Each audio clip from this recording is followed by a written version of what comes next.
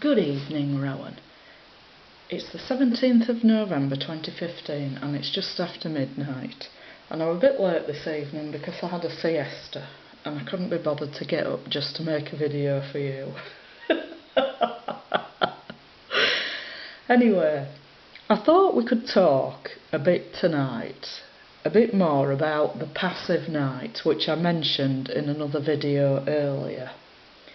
And I said that you were pretty dumb attacking a soul when God had already united with that soul.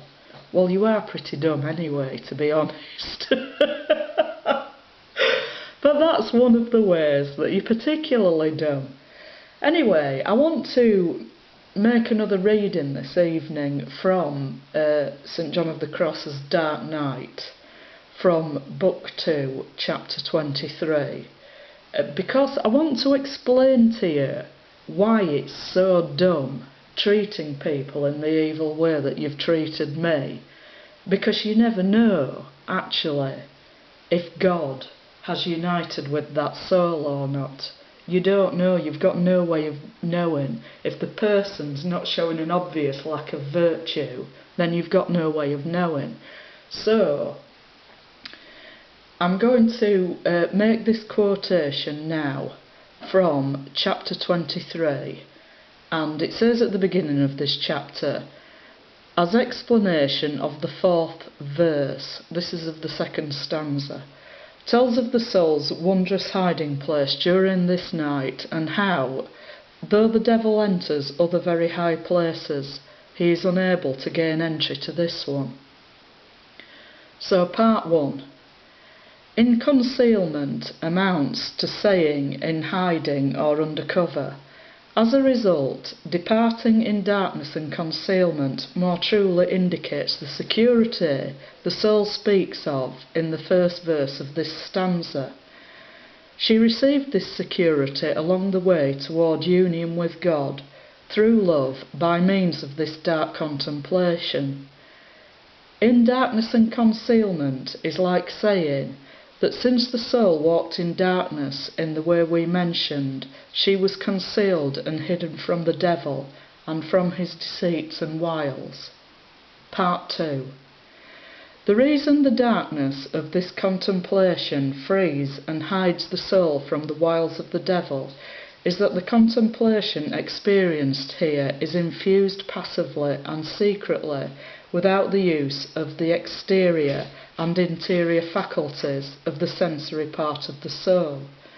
The soul's journey, consequently, is not only hidden and freed from the obstacle these faculties in their natural weakness can occasion, but also from the devil, who without these faculties of the sensory part cannot reach the soul or know what is happening within it.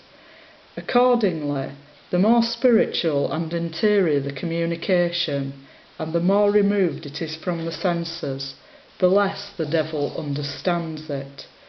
So I'm just going to comment there that you are controlled by the devil. You're a very evil man. So you've got no way of understanding what's going on in a soul in the state of union. And this is why it's particularly stupid for you to go attacking people the way that you've attacked me. You've shot yourself in the foot. You're a complete idiot. You could never have possibly won. Moving on to part 3. It is very important to the soul's security that in its inner communion with God, its senses remain in darkness without this communication, and that they do not attain to it. First, so that there may be room for a more abundant spiritual communication without any hindrance to freedom of spirit from the weakness of the sensory part. Second, so that, as we say, the soul might journey more securely, since the devil cannot enter so far within it. Hence we can understand spiritually those words of our Saviour, "Let not your left hand know what your right hand is doing." That's a quotation from Matthew 6, verse 3. This is like saying, do not allow the left side, the lower portion of your soul, to know or attain to what happens on the right side, the superior and spiritual part of the soul. Let this be a secret between the spirit and God alone. So even the individual soul isn't aware of all the work that God is undertaking within it.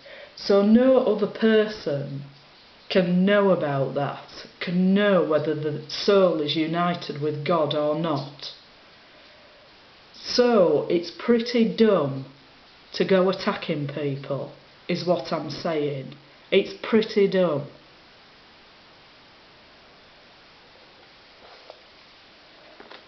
It could be happening to anybody. You don't know. You shouldn't be attacking other people anyway because it's such a wicked thing to do.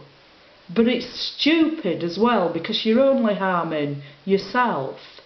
Because you don't know if God has united with that soul. And even if he hasn't, he's got a great care for every soul. So he's not going to just sit back and say it doesn't matter if you go around attacking people the way that you've attacked me, whether or not he's united with their souls or not. And I'm going to say some more about that in another video. But just to finish, I'm going to read one verse from the letter to the Hebrews, chapter 13, verse 2. And it says, "Do not neglect to show hospitality to strangers, for by doing that some have entertained angels without knowing it." So that's to further reinforce my point that you don't know who or what you're attacking when you're going around carrying on the way that you do. Anyway, I know where you are tomorrow evening, giving a talk on George Orwell. Is it all going to be in double speak like usual?